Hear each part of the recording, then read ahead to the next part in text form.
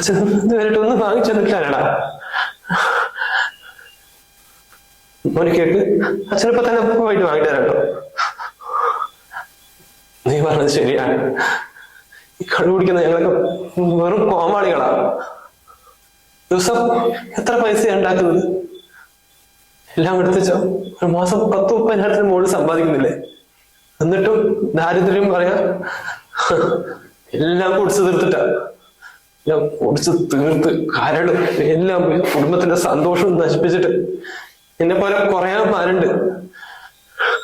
ഒരു ദിവസം കുടിക്കാണ്ട് സാധനം മേടിച്ചപ്പോ നിനക്ക് കുഞ്ഞിനൊക്കെ എത്ര സന്തോഷം, എന്തൊക്കെ വാങ്ങാൻ പറ്റി. ഇനി ഒരിക്കലും ഞാൻ കുടിക്കില്ല, ഒരിക്കലും ഞാൻ കുടിക്കില്ല.